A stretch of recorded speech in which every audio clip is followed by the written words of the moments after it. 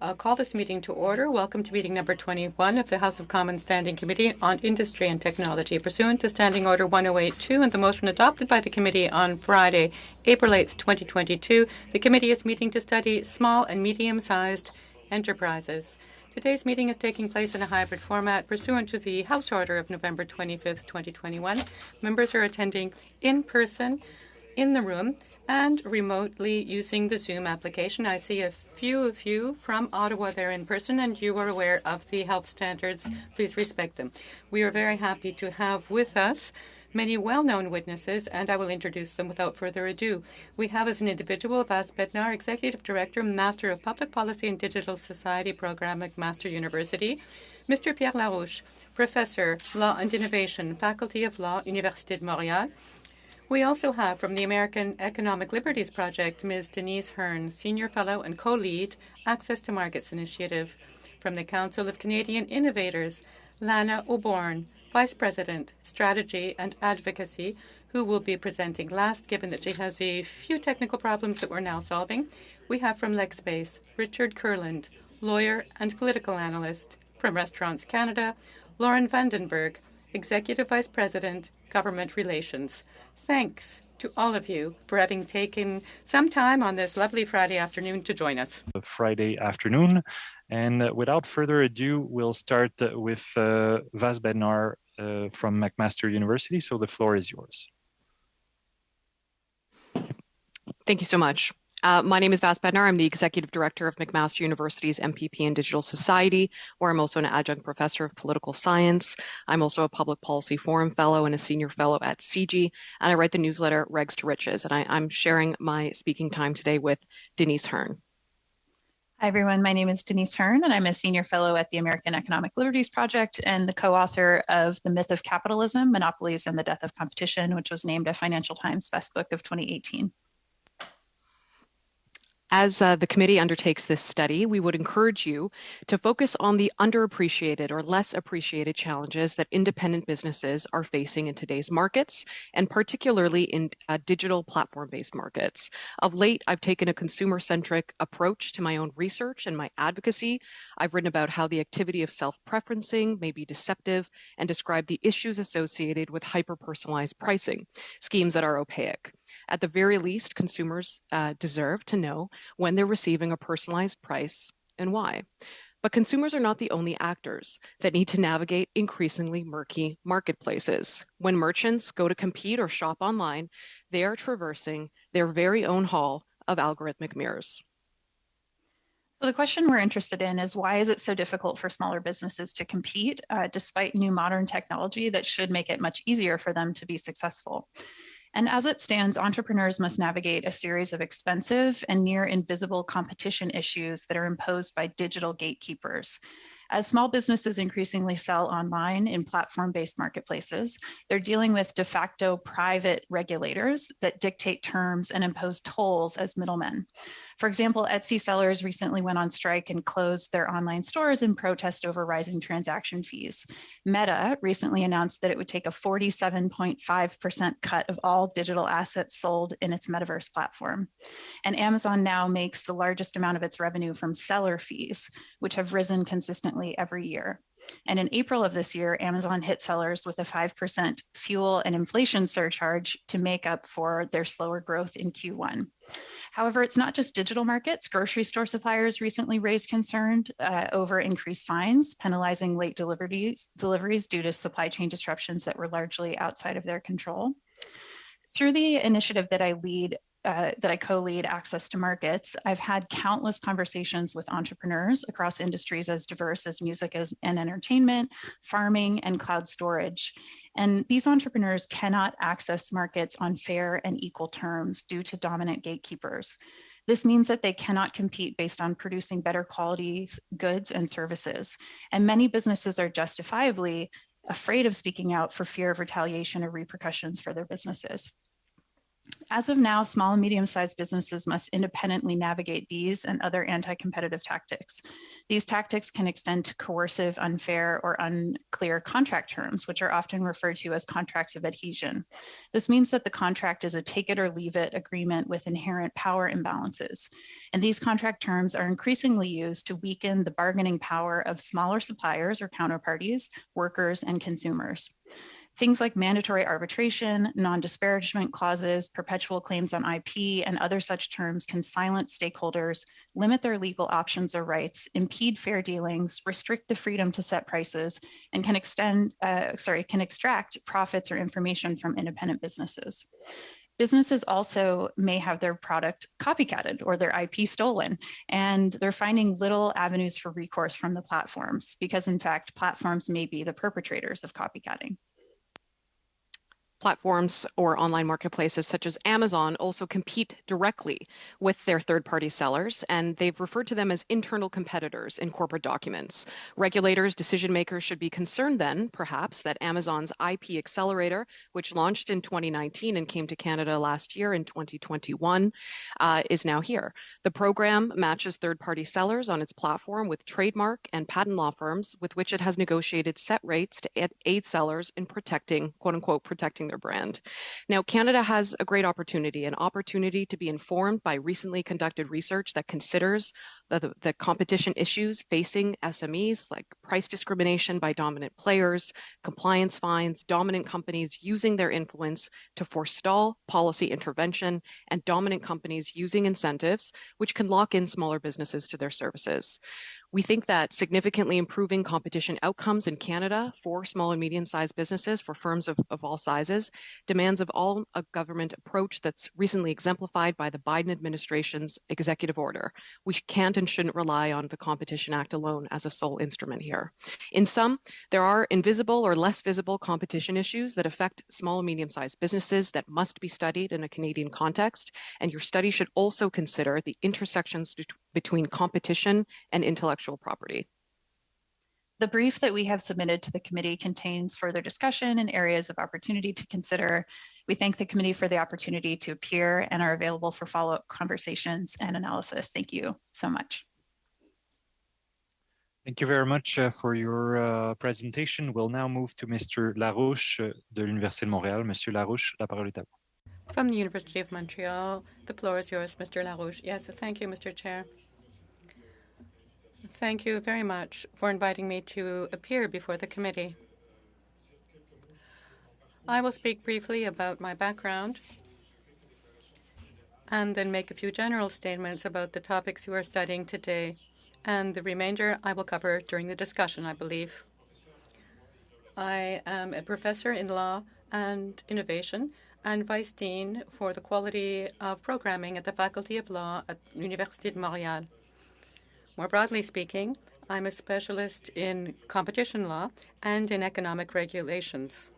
So this is the legal net which ensures that the market provides us with the type of services we hope from it. My research more recently has focused mostly on the interactions between legislation and innovation. I'm not yet much known in Canada, given that I've spent 25 years in the Netherlands, mostly in Europe, and also worked in the United States and Asia. I've only been back in Canada now for some 5 years. I will speak on competition and the legislation surrounding it. Given that today we are speaking to the needs of small and medium enterprises, I will try to keep that center stage in my remarks. And I would like to distinguish between a traditional small and medium-sized enterprise and a startup enterprise. There is a difference between the two. A traditional SME is usually a little bit bigger than a startup yet is, and it tries to survive long-term and to maintain its niche in the market. A startup is a very small SME, generally speaking, that dynamics speaking is aiming for rapid growth in order to reach a level which sometimes allows for it to be bought out by a larger enterprise. So I'll try to speak to both of them separately. So the traditional SMEs, generally they do not exist in a silo. To understand them in depth, you need to understand the ecosystem in which they evolve, which often involve other SMEs, which offer them related services or are suppliers or clients. My colleagues have already pointed it out. The current issue, and indeed you do point out the labor shortage and the difficult economic context we're working in now. And yes, this is what makes life difficult for SMEs at present and has a domino effect on the entire ecosystem. Often, it forces SMEs to turn to larger partners to ensure their own survival. Often these are platforms which offer services such as cloud distribution of products and so on and so forth. This, of course, is problematic for SMEs. My colleagues mentioned some of the problems a little earlier, and it's really a matter of unfairness, of inequality between a small company in Canada, let's say, and a big platform with international reach, often based in the United States. This is problematic because the platform controls the data, controls often the SME's data in a manner that creates adhesion, that creates dependency, that prevents the SME from turning elsewhere for the services offered by that platform, and sometimes even keeps the SME from understanding or controlling their own operations. Sometimes when the SMEs are particularly innovative, the platform will confiscate the innovations. This is a phenomena which is often pointed to in Amazon, but not only Amazon. Amazon does use its sales platform to test what works well or not well, and then a little later it becomes an Amazon basic product if it's doing well, which will be sold in competition against the company that actually came up with the idea. So this is very unfair and, of course, depends on differences in scale. There are initiatives underway, and I would be happy to tell you more about them during our discussion time, but I am following very closely what's going on in Europe and the United States, and recently I have been working on these initiatives underway in Europe and the United States to correct this problem.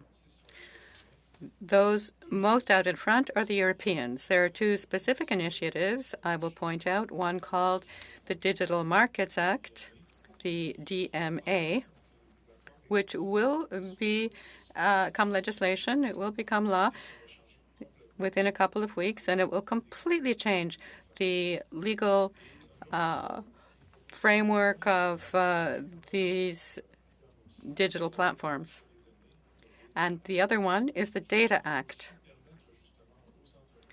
which will allow enterprises to get greater control over the data that they provide to platforms and also change supplier, pull their data out, and things like that. We can get into the details. My message, in brief, is that Canada should take inspiration from this.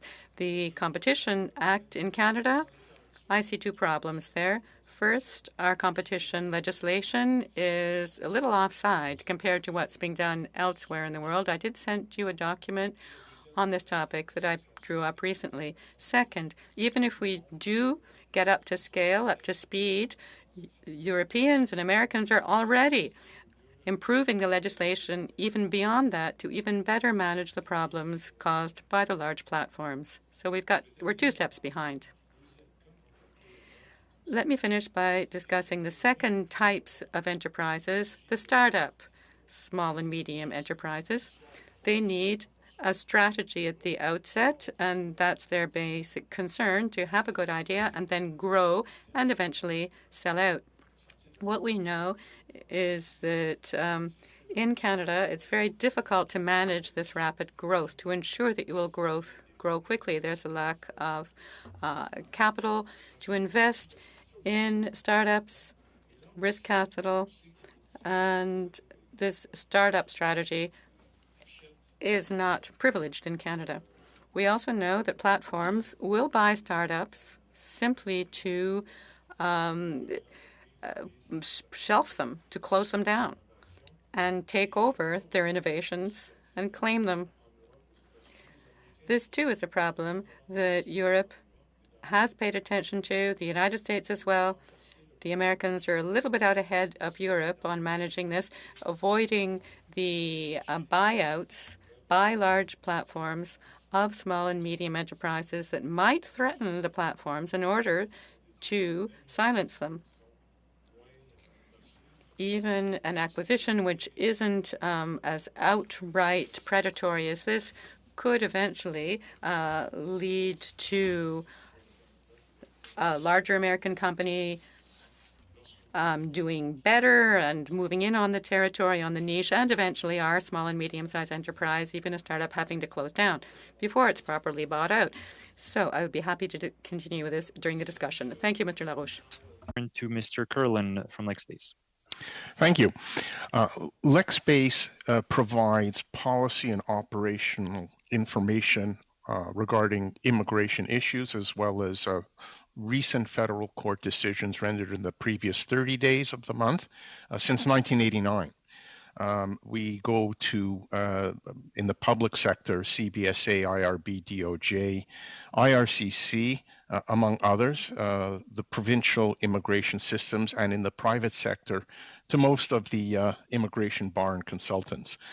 To the point, the Service Fees Act. Now, small and medium-sized businesses require work permits to fuel growth. And the work permits have been in a state of decline in terms of processing times to the point where small, medium-sized businesses are suffering.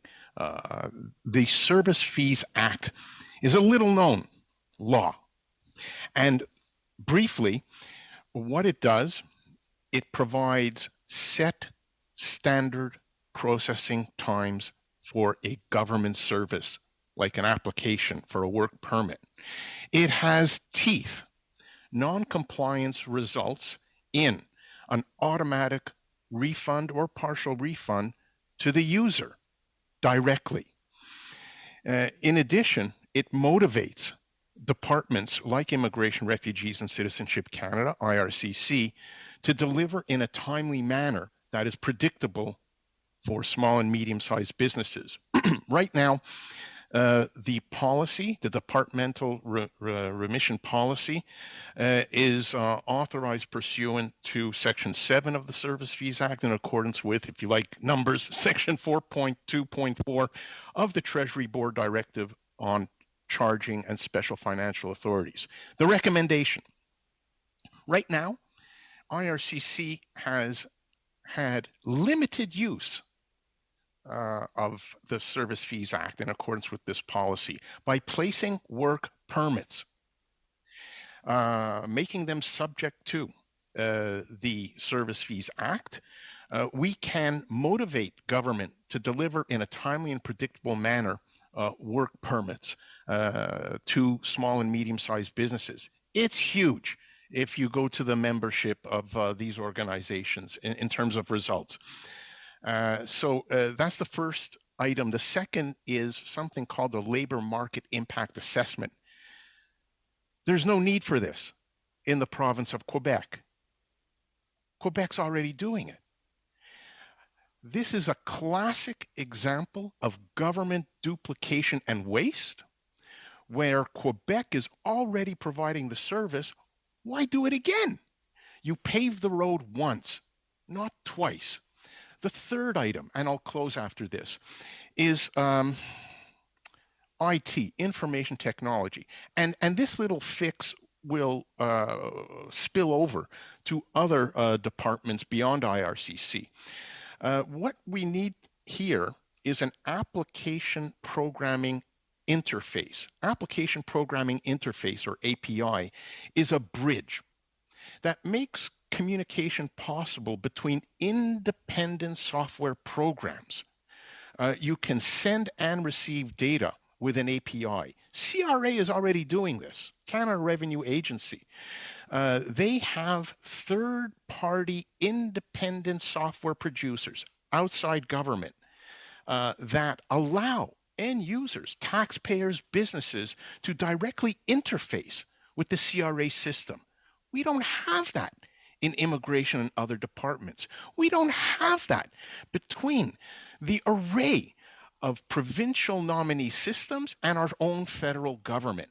If we allow that capability, small and medium-sized businesses, one, don't duplicate their time and effort by sending the same information to two levels of government. It's a waste. As well, in government, you cut down the duplication by providing shared information, common information. So there we go. I'm sure there'll be some questions about this. The IRCC has been notoriously reluctant to give up power and control over processing times, and that's where we need to go.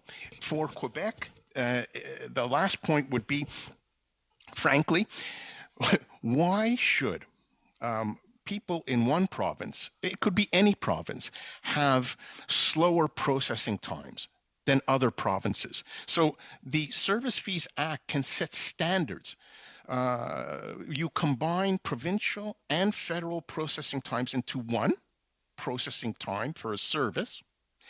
And if there is variation, say more than 60 days for a temporary status application, or more than 3 months for a permanent resident application, people have to pay money to the applicant directly, not intra-government, for failing to provide uniform and consistent processing times. There's no reason why a province like Quebec, for example, should be prejudiced for exercising Quebec's right in the field of immigration. That's contemplated by Section 95 of our Constitution Act.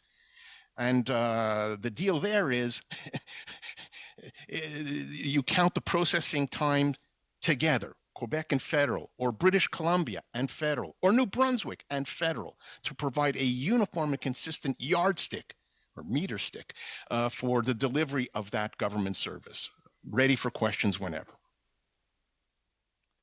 Merci beaucoup, Monsieur Curlin. Je pense qu'il y a beaucoup Thank you very much. I believe that there are many assistants of writing offices who would have trouble disagreeing with some of the things you've just said. I will now recognize Ms. Lauren Vandenberg of Restaurants Canada. You have the floor, madam. Good afternoon. Thank you so much, Mr. Chair, and thank you so much for having me today. It's lovely to see some familiar Zoom faces. Recognizing that the breadth and scope of this committee study is quite diverse, I'd like to use my time here today to focus on our industry's most burning priorities, labor shortages and inflation. So I'll walk you through a quick overview of what the restaurant industry has gone through since the start of this apocalypse and what that means for our local economies across the country as Canada begins to rebuild. Now, restaurants and the many small and medium-sized businesses that make up the Canadian food service sector are a critical pillar of our culture, economy, and local communities. Before the pandemic struck, our industry comprised over 98,000 establishments from coast to coast to coast, contributing 4% to the country's GDP and serving about 22 million customers each and every day.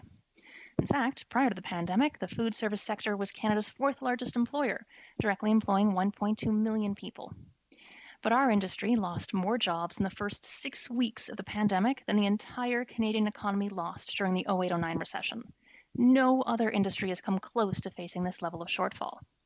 And there are still more than 195,000 fewer jobs in the Canadian food service sector than there were in February 2020. Meanwhile, most other industries have nearly fully returned to or are above their pre-pandemic levels. Now, the reality is food service is very labor intensive, and finding any staff, let alone staff with applicable skills and experience, was already becoming very difficult for our sector even before the pandemic started. And after more than 2 years of unprecedented challenges and repeated dining closures, restaurants across the country are still struggling to secure enough staff to maintain their regular operations. In our most recent of the Restaurant Outlook surveys, results indicate that the vast majority of food service establishments continue to have sales below pre-pandemic levels, and chronic labor shortages are making it much more difficult for operators to meet the growing demand of hungry guests. And while some restaurants are looking to add more technology and automation in the coming years, solutions like robot servers are not on everyone's menu, if you'll pardon the pun. The reality is that many of these exceptionally tech-forward solutions simply wouldn't provide the human interaction and personalized level of service that guests expect when dining out. After all, we take hospitality very seriously. At the same time, though, our survey results reveal that between labor shortages and rising costs, many food service operators don't have a choice. Investing in new technology and automation might be the only way they can survive. Now, to help the restaurant sector overcome pre-existing labor shortages that have been exacerbated by the COVID-19 pandemic, Restaurants Canada has developed a national food service labor strategy, which I'm happy to share in full with this committee following our discussion here today. I also want to recognize that while the recently announced amendments to the TFW program are a great first step, some of the most critical amendments for our sector are only valid for 1 year.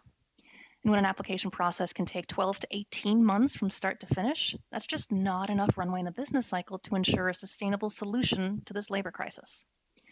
And adding further fuel to the fire of trying to rebuild a business after over 2 years of rolling lockdowns and restrictions, inflation is skyrocketing, and it's projected to be an ongoing and increasingly worrisome trend. There are real concerns that grain, especially feed, which directly affects food prices, will continue to push costs up. The ongoing invasion of Ukraine threatens to further weaken grain markets, and we've already seen hoarding of feed commodities, which is having a punitive impact on food prices for our members. And that's in addition to the drastic price increases for key proteins like chicken at 10.4%, beef at 16.8%, and pork at 9.3%. Now, this is all having a very real and very tangible impact on our members. Nearly all of our survey respondents, like 96%, reported some disruption in the supply of foods. In response to these supply disruptions, more than half of respondents are reducing the number of items on their menu. And nearly half of quick service restaurants and 40% of table service restaurants expect that supply chain disruptions to their business will only worsen over the next 6 months. And that's why inflation is right behind labor shortages when it comes to what keeps my members and my team up at night. So I know I've thrown a lot of numbers at you here today, and I am, of course, more than happy to share them with this committee in detail. But I'd like to close out my official remarks by saying that while restaurant operators are innovative and resourceful, the COVID-19 crisis has absolutely stretched their resiliency to the limits. For nearly 2 years now, the over 90,000 small and medium-sized businesses that make up our critically important sector have been fighting to keep their doors open. And they deserve federal support programs like the National Food Service Labor Strategy that will help them continue to contribute to the social and economic fabric of their communities. Thank you. Thank you very much, Madame Vandenberg, for your presentation. Just to, before we start the first round of questions, to inform members, Madame Auborn from the Conseil Canadien des Innovateurs had technical issues. She will be back with us on Tuesday, I believe. So thanks for joining, and we'll see you on Tuesday, Madame Auborn. So without further ado, we'll start to open up the discussion with MP Gray for 6 minutes. Great. Thank you, Mr. Chair, and thank you to all of the witnesses for being here today. I'd like to start my questions with Restaurants Canada. And I understand your reaction to Budget 2022, where Restaurants Canada expressed the need for the government to conduct a do no harm approach to the industry, which I agree. And we both know that it's been a real challenging situation for many restaurants right now. So I was wondering if there's any specific points in the budget or with recent tax increases which you feel might not be helpful and actually harmful to the industry. Thank you so much for the question. I think, speaking of the do no harm policy, I think coming out of this apocalypse, and I call it not that to be facetious, but that's because what it's really felt like for so many of our members and small businesses across the country is they have struggled for so long, white knuckling it to keep their doors open. And now, finally, fingers crossed, knock on all various wood products, we're going to be able to stay open. So now it becomes a question of how do we keep the lights on? And that goes to the labor shortage, absolutely. But it also comes to the cost of rising food prices, inflation, the general cost of doing business when you've got a mountain of debt behind you from those rolling restrictions and lockdowns. So when we ask for the government to do no harm, we mean that we require a regulatory framework that doesn't impose additional costs on an industry that continues to white knuckle it. So while we're seeing a light at the end of this pandemic tunnel, we're still very much in the tunnel. Patio season is something that a lot of our members are pinning all their hopes and dreams on, and we're optimistic that we're going to see sales improve. But as I indicated in my remarks, we are still at sales levels that are pre-pandemic. So we're not there yet. And what we're asking for is the government to help rebuild public confidence, not only when it comes to taking the lead in dining out and helping the hospitality sector to return to those pre-pandemic levels of operations. But we need to create the best possible conditions for recovery.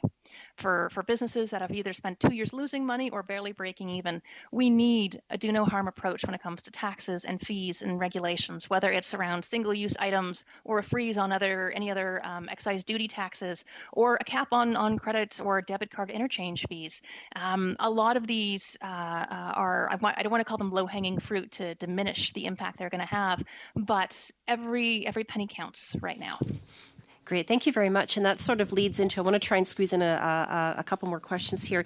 That you had mentioned the costs of of many of the products that restaurants are using, and you did mention really briefly the excise tax, the escalator tax, and we had actually heard earlier this week from Beer Canada on this issue and how it's affecting breweries. But we also know that it will affect restaurants because it all you would be buying their products and then ultimately the consumers. So would you be able to expand on how this tax hike on beer and actually on all excise products will hit the restaurant's bottom line?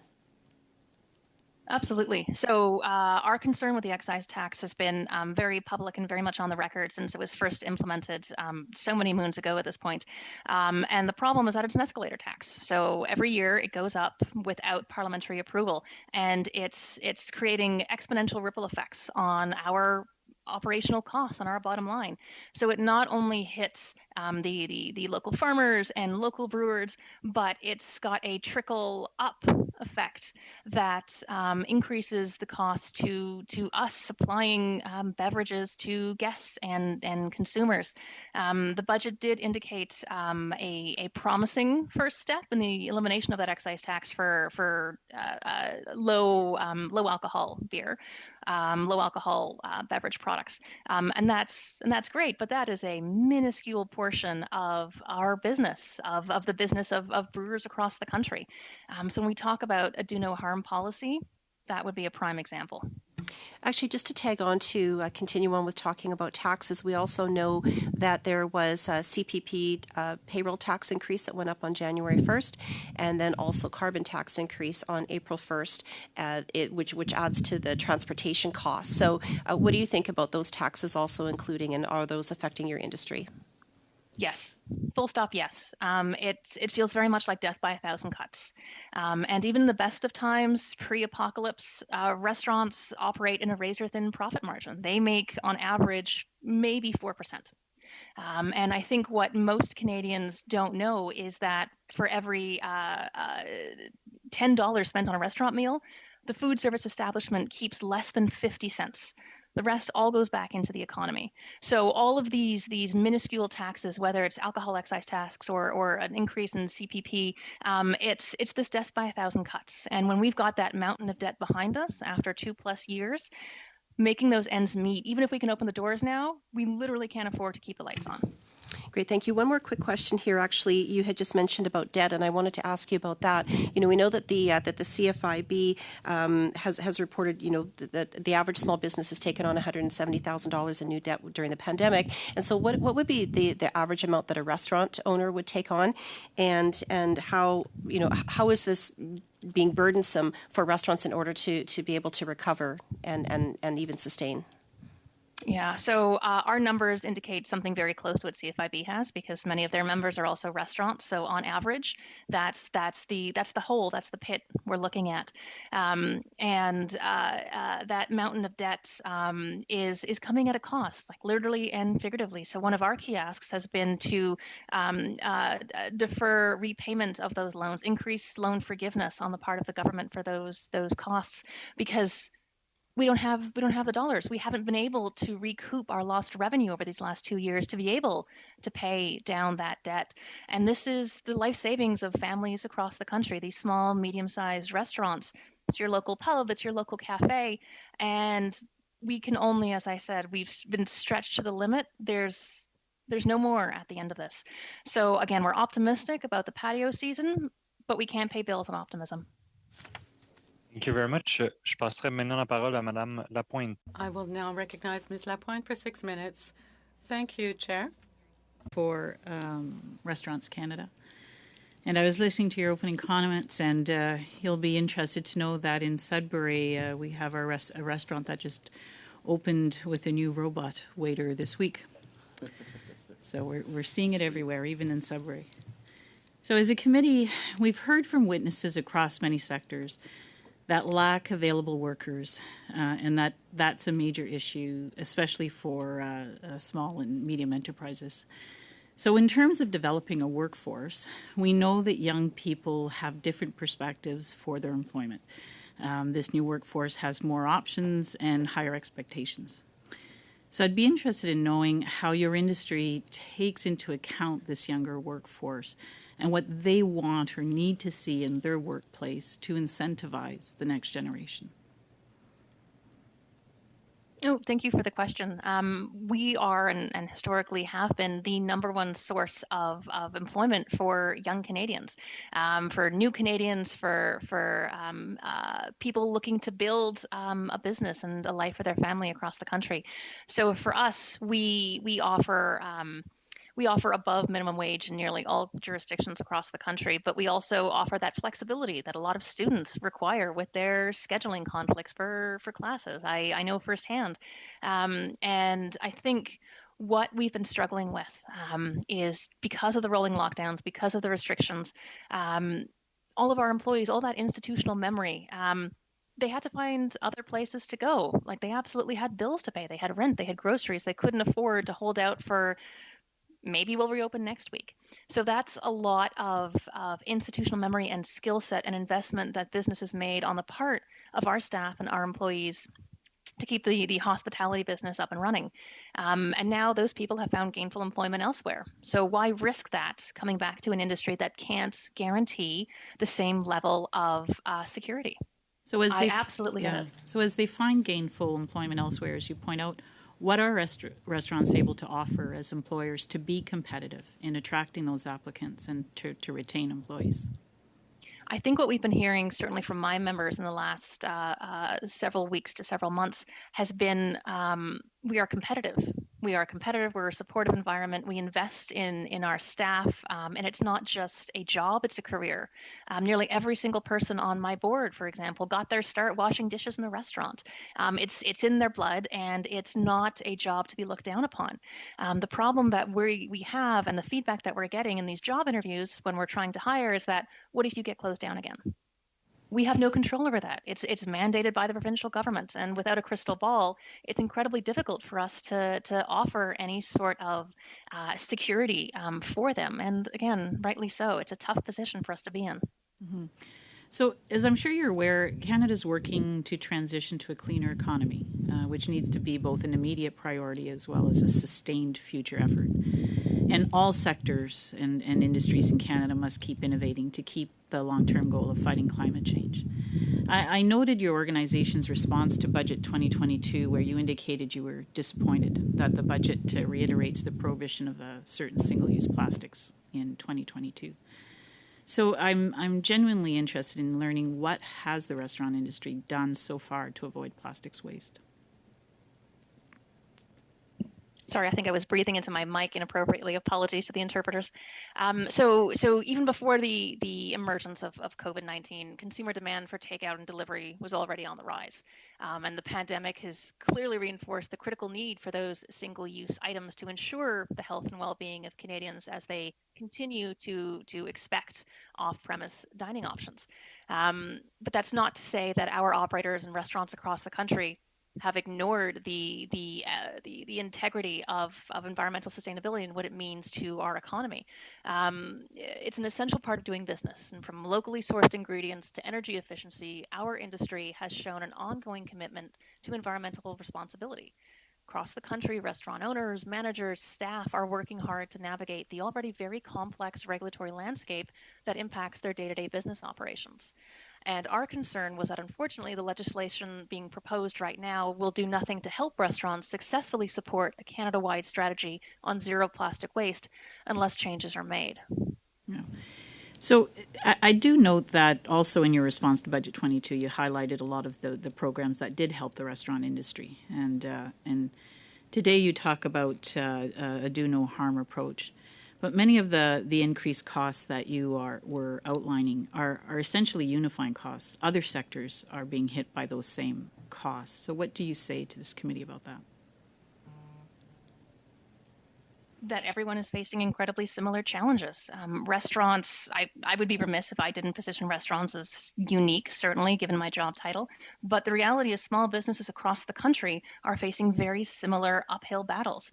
Whether it's the death by 1,000 tax cuts or regulatory burdens, the COVID-19 pandemic has drastically altered the global economy, and how businesses operate is absolutely going to change. And I think as we look to exit the light of the pandemic tunnel, a lot of our operators have had to innovate to get as far as they have. And some of those innovations might be the robot servers at the restaurant in Sudbury that you mentioned. Some of them may be more touchscreen menus. Some of it may be a reduction in menu items offered because costs prohibit anything else. So I think in the hospitality sector, in restaurants in particular, the labor shortage is our number one pain point right now. But I suspect the death by 1,000 cuts is something that is going to be felt, if not felt already, by every sector across the country. Thank you. Merci beaucoup. Je passerai maintenant la parole. Thank you very much. I will now recognize Mr. Lemire. My questions will be for Mr. Kurland for this first round. Mr. Kurland first, then. It's unfortunate that in the opening remarks you said that you weren't able to announce that you're the new minister. I think that would solve a number of problems for all of us. I would like to hear you a bit more on the important labor shortage. We do need to find an overall solution. Many approaches have been suggested. I've read your testimony. 10 million for businesses in Quebec. That's one of the solutions. What can we do in the immediate at the federal level? Do you have any measures, any suggestions that we could do right now to do more to solve the labor shortage issue? Yes, indeed. The real problem, you see, is one of political will in Ottawa. Someone really should at least acknowledge the problem and then allocate resources needed to get the permits into the hands of those who need them. And other witnesses, trucking industry, our long-haul truckers, where are they? This is a notorious supply chain issue. And even though we have the resources, we have fantastic workers within IRCC who can do their job if they are allowed to do their job, by increasing resources, engaging more government workers, engaging more technology to allow the applications to be processed 24/7 globally, transferring files electronically globally, we can increase output volumes. Right now, we're using artificial intelligence to make high volume, new decisions efficiently, cost effectively. Where are the savings? And more transparency in the data of production and operation will allow critics, such as myself, who will not run for office, sadly, then we'd have to work for a living, can then properly provide parallel advice to a minister's office that is additional to department information. There's a corporate culture that we need to change now, a corporate culture within the immigration department of control, of secrecy, and lack of transparency. And that's just for the temporary status. I can go on with permanent residents. We are missing key players here in Canada because of ever increasing permanent resident application processing times, and that's not pandemic caused. No reason. Our information technology is there to process people we need to grow from coast to coast to coast. And we better do this now, because here's the warning. Because of current events in Ukraine and Russia, the Canadian supply of goods and services will be in higher demand than we have ever seen beginning 2023, as countries look away from Ukraine, Russia, and their ilk to find suppliers like Canada. What do you think is going to happen to our demand for labor as we face additional demand for goods and services? Plus, our human capital model to grow our population is to select the brightest and the best among people who are here, young people.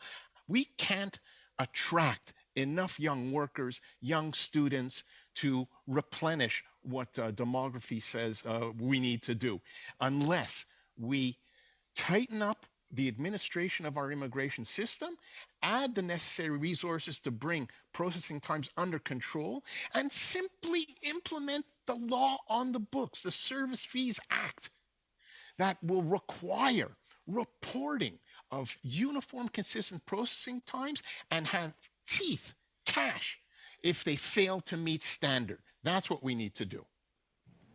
J'aimerais vous entendre sur l'enjeu des délais. I would like to hear you on the matter of wait times and delays, because what I've heard around my bit of the country is that it can cost us so much to have this backlog.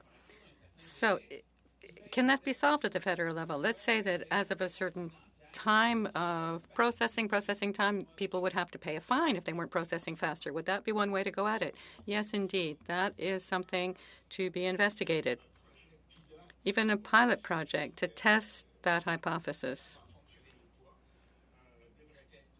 That should be taken into consideration. We can't think outside the box, particularly in the field of immigration, and take risks.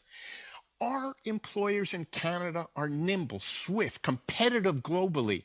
And if they need someone, they're going to get them. Don't forget, you cannot come to this country as a foreign worker unless you've already demonstrated there's no one available, qualified, willing to do the job. As well, we have exemptions like they're manifest. These are people that we cannot find here in Canada, and there's competition for this human capital globally.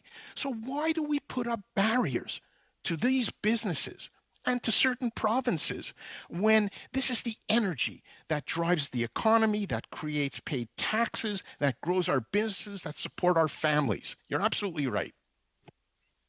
Argent. Merci. Thank you. Désolé, Monsieur Lemire, j'ai manqué votre... I'm sorry, Mr. Lemire, I missed your last line there, but we'll come back to you. You're out of time for the moment. I will now recognize Mr. Moss for 6 minutes. Thank you, Mr. Chair, and thank you to our witnesses. I'll start with Ms. Bednar and Ms. Hearn. With regards to some of the increased fees that are coming in and lack of regulatory, I guess, oversight for that, any suggestions in the short term to help young entrepreneurs and others in this changing dynamic? It seems to me it's pretty impossible to, put out a business plan when these types of service fees are coming in. And I'm not aware of any measurements that they've shown, say, for example, Amazon and others, that their business costs have actually increased to the point where they're professing to have those charges passed on. Thank you for the question. Denise, I'll turn it to you in a second. I mean, I think a lot of what you've heard are people describing the problems of private gatekeepers. So when you heard earlier this week from CFIB about red tape, there was a little bit of ambiguity there. We're putting forward that some of that red tape is imposed by large private companies. There's a report that I'd be happy to follow up with you, came out last year called Amazon's Toll Road. This report found that in 2014, sellers handed Amazon $19 out of every $100 in sales that they made. So today, that's $34. So there are absolutely examples where this is being quantified and kind of counted, and the small and third-party sellers don't have an opportunity to negotiate that. Other examples that I think are relevant, Lauren, to you and your colleagues, the 30% commission fee for food delivery is something we've seen as very sticky and somewhat counterintuitive to competition norms, right? Typically, when a new entrant comes to the market, we'd expect that 30% to be challenged. Instead, what we see is that when DoorDash, for instance, comes to a market where Uber Eats might be, there's a profound stickiness to that 30%. In the pandemic, we saw some emergency temporary legislation. Some of it was provincial here in Canada that temporarily reduced that burden on restaurants. That demonstrates the power of government to act as a moderator, again, between some of these tolls and taxes. Denise, what am I missing? Yeah, I mean, I think sticking with the restaurant industry, and Lauren, you mentioned the rising cost of inputs like chicken and beef. And, Quebec, there was recently a class action lawsuit filed against the main four Canadian meat packers, Cargill, JBS, Tyson Food, and National Beef Packing for, unduly restricting competition related to the production and supply and sale of beef, and essentially for price fixing and price gouging. We're also seeing that there are a number of new studies coming out discussing the role that market power is having on inflation. And so it's not just that these are normal market conditions, but actually that companies are raising their essentially markups. They're conducting markups, the price above production costs over and above the rising costs that they have there. And so it's a way to not only keep their profit margins consistent, but in many cases to increase their profit margins. And so if you're a small, restaurant, or if you're a small supplier or an Amazon seller, these are dynamics that as of late, or as of now, there are very few avenues for recourse for these businesses. And that's why we think that these kind of private taxes, private regulators on markets are, increasingly an area where we think that, federal jurisdictions as well as provincial jurisdictions have a role to play in curtailing some of this, such that it can provide, more equitable access to markets for smaller businesses. And part of the solution for this, public shame doesn't seem to work. We've had the grocery store retailers fix the price of bread even before the pandemic, and there was hardly a public outcry. This was, there was some action that took place, but this is one of the most important staples for children. Basically, those people should have been dragged in front of an inquiry. They were dragged before our committee for pandemic pay. And then later on, we learned that they were introducing new services, and some people might call it, when there's regulations on them, as red tape, but we found out they were abusing consumers by improperly advertising and also dual pricing those things and charging a fee on top of it. And we still haven't seen a full resolution to that. I can go on and on with examples, but is it just because we have such a poor oversight and there's almost no penalty at all that's taking place? The bread one's a great example, as they basically got away without any repercussions. Is it that? That's my opinion. It's just so poor on that, is that there doesn't seem to be, and that's where we should be stepping in my opinion. And the Competition Bureau doesn't have the tools, in my opinion. But I just think that we're just way too lax politically, quite frankly, because some of these decisions require political courage. No, absolutely. And the only small addition I would make there is, yesterday or, the other day, the Chamber of Commerce said that the increased fines that are being discussed for changes to the Competition Act for these types of violations would, quote, have a chilling effect on investment in Canada, which I think is just sort of laughable. Google was hit with the largest antitrust fines in history in Europe, $5 billion, and it's barely a blink. And so I agree that we need to have much stronger remedies for this type of anti-competitive behavior, because markets are public institutions set by rules that we, the public, get to make. And if we don't like what's happening in markets, that's the role of public institutions, is to set those guardrails for markets and ensure that every player can access them on fair and equal terms. Yeah, this has been playing out for a while. Even Toyota over the brake scandal in Canada, they got a slap on the wrist. In the United States, they got billions of dollars, including research and development and farther oversight. Emission scandals with Volkswagen, same thing. It just goes on and on. Do we need to basically just revamp the entire Competition Bureau in terms of a new age of having anti-competitive laws come into place? Because I see that as stymieing innovation. The ones that you mentioned with, the user fees for Amazon and so forth, they're more significant people think, as young entrepreneurs and others. They don't have like access to lawyers. They don't have access to accountants. They're busy trying to, get by and to grow themselves and have a living. And meanwhile, they get nickel and dime to death. And you should look at credit card transaction fees. I was shocked by the Business Development Bank of Canada not even showing any interest in developing a product to actually lower costs for consumers and small businesses. So they're still in their ivory tower. Mr. Moss, I'm sorry, Madam Bednar. That's a great question. However, we'll have to come back. We're already over time. Okay. And I note also, Mr. Massé, that Professor Larouche had his hand up if he wanted to intervene. So if you want to... Okay, I'll go back to those witnesses after, thanks, and won't have to repeat. Thank you. Thank you. Donc, je passerai maintenant la parole à Monsieur Deltel pour 5. So the floor is now to Mr. Deltel for 5 minutes. Thank you very much. I would like to mention that we have excellent witnesses before us here today. Let me begin with Mr. Kurland. You said that you're not interested in politics. Well and good, but you've nevertheless taken an interest in an important political issue, immigration. Mr. Massé and Mr. Williams and others were, I'm sure, as I was in my riding office recently, and we can certainly all agree that we hear day in and day out in our offices of immigration cases. I would like to hear you on what we could suggest to the government to make the system much more efficient, much more flexible, so that more people from around the world can become Canadians. We found $40 million that the Immigration Department has taken from small and medium-sized businesses. An offer of employment, as you know, $230 is to provide an offer of employment to a foreign worker. Little problem. Internal department records, financial records, admit a consistent multi-year violation of the Financial Administration Act of this country. They're making a profit and not disclosing it to Parliament. It violates Section 19(1) of the Financial Administration Act. So resources are available if they can be identified, if you have to overcome the culture of secrecy and lack of transparency. That's job one. When you know, when you lift the top off the ant farm and have a peek inside, that's when you can fix things.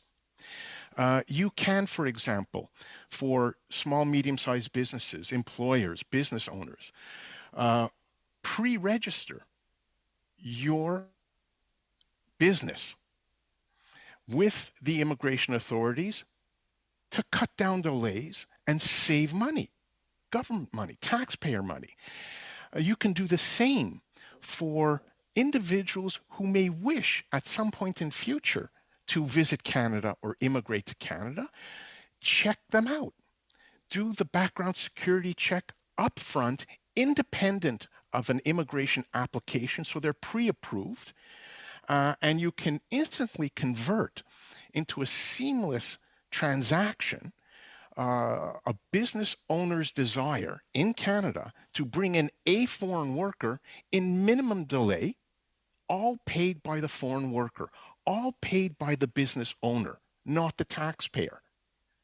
And this frees up more resources so that you can adequately finance the operations of the Immigration Department. Other things, start to use more technology, online technology. What happened? The Immigration Department was one of the only departments in the Government of Canada capable of delivering service during COVID because of the Syrian refugee dossier.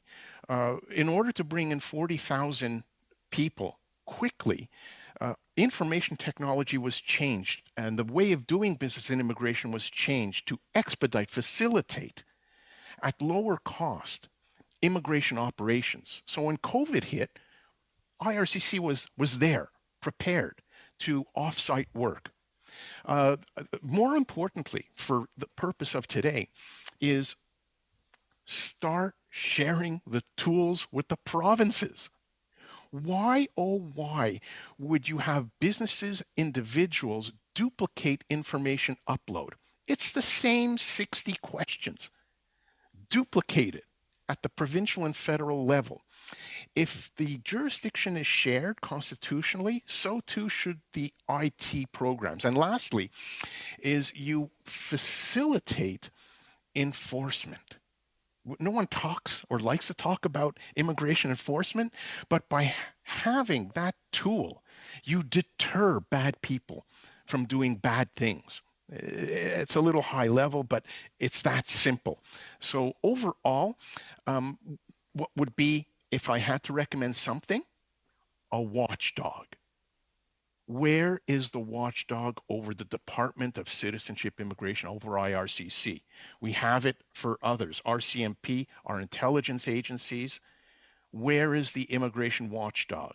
And that watchdog should have access to the government operational information, the databases, and will eliminate the monopoly held by the bureaucrats within IRCC, and will force independent thought, efficiency, and transparency.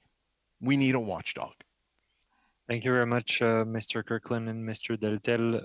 We're now going to Mr. Dung for 5 minutes. Thank you very much, Chair. I want to welcome all the witnesses for coming today. And my first question will be for Ms. Vandenberg. Ms. Vandenberg, you said, thank you very much for your input. You mentioned that the restaurants, they want to see less government intervention. They want to, perhaps see less or just freeze the increase on CPP. I think this is, you mentioned this is a new policy. But to my recollection, I think it's just to index to inflation. And that the employee pays a portion, the employer pays a portion. And your statement about do no harm policy, do you mean, can you just clarify that? Do you mean that you want less government sort of stepping in and tell the restaurant what to do, or get involved at all with restaurant owners? Can you just clarify that? Yeah, absolutely. Thank you for the question. So when we talk about a do no harm approach, we mean it specifically in relation to taxes, fees, and red tape.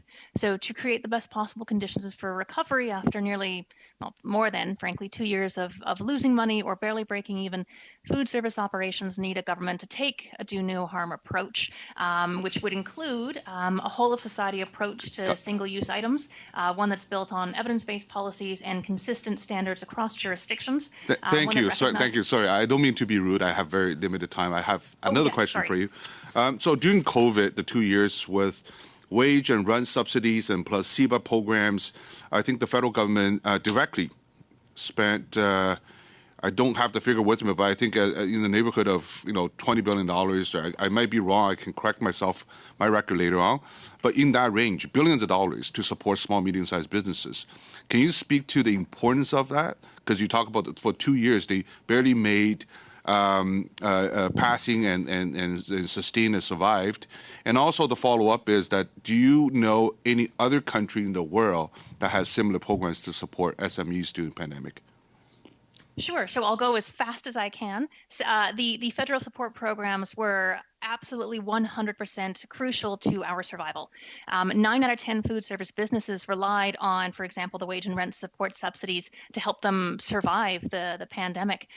It was absolutely crucial for us to even make it as far as we did, and it was thanks to these programs.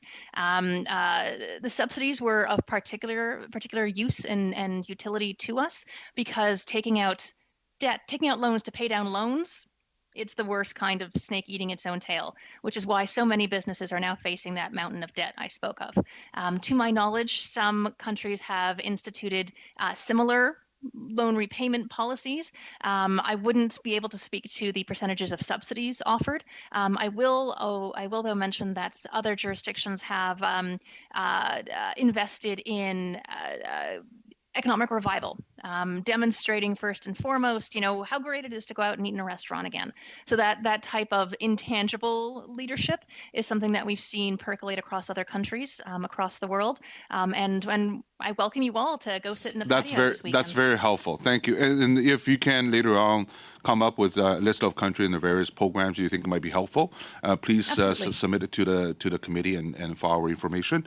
And I think you talked about the importance of tourism just now, and I think if you compare month-to-month sales, we are heading into a very important phase of recovery, and that has a lot to do with tourism. So if you have any suggestions about what the federal government should do to boost that tourism that we have, we're all waiting for, the peak, that'd be very, very helpful as well. So thank you very much. And I want to move on to Mr. Kurland. According to StatsCan, March 2022, we've seen a record low unemployment rate, 5.3.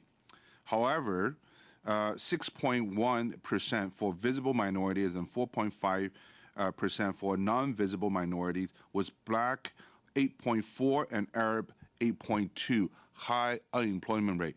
Can you speak to that and give us some of your thoughts on how we can curb this? Because the requirement of Canadian experience, or is it true that the visible minorities are discriminated against in the job market today?